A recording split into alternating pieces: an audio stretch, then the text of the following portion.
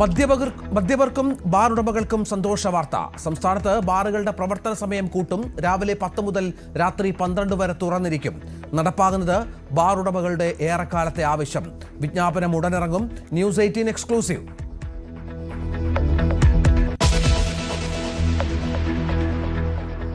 നവകേരള survey നടപടികൾ റദ്ദാക്കി ഹൈക്കോടതി.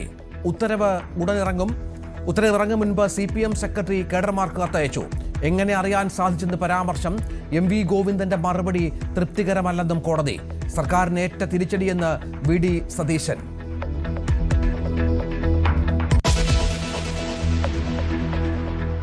ആഗോള അയ്യപ്പ സംഗമത്തിലെ ചിലവിന്റെ കണക്കിൽ വീഴ്ച പറ്റിയത് ദേവസ്വം ബോർഡ്. കോടതിക്ക് വിവരം നൽകുന്നതിൽ പിശക് വന്നുവെന്നും പ്രസിഡന്റ്. ഈ റിപ്പോർട്ടുകളുടെ പരാമർശങ്ങൾക്ക് കാരണം ഞങ്ങളുടെ ഭാഗത്തു നിന്നുണ്ടായിട്ടുള്ള സമയോചിതമായിട്ട് കാര്യങ്ങൾ മറുപടി കൊടുക്കാത്തത് കൊണ്ടുണ്ടായ വീഴ്ചയാണ്.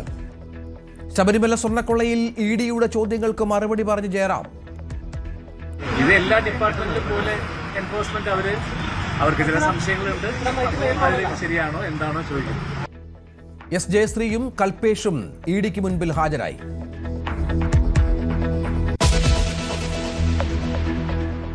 രാജ്യത്ത് മുസ്ലിങ്ങൾ സുരക്ഷിതരെന്ന കാന്തപുരത്തിന്റെ പരാമർശത്തിനെതിരെ മുസ്ലിം സംഘടനകൾ.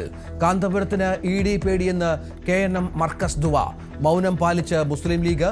കാന്തപുരത്തിന്റെ മാത്രം അഭിപ്രായമെന്ന് VD സതീശൻ. സമസ്ത സമ്മേളനത്തിലേക്ക് പ്രധാനമന്ത്രിക്ക് ക്ഷണം.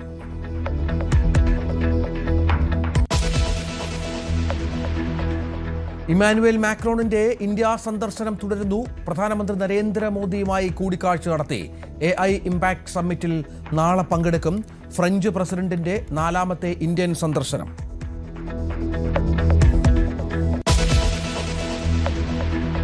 വിഴിഞ്ഞത്ത് ഹോട്ടലിൽ നിന്ന് ഭക്ഷണം കഴിച്ച 2 പേർ മരിച്ചു. ഭക്ഷ്യവിഷബാധയ്ക്ക് സ്ഥിരീകരണമില്ല. കൂടുതൽ പരിശോധനയ്ക്ക് ഭക്ഷ്യസുരക്ഷാ വിഭാഗം. അലർജി സാധ്യതയും പരിശോധിക്കും. റിപ്പോർട്ട് തേടി ആരോഗ്യമന്ത്രി.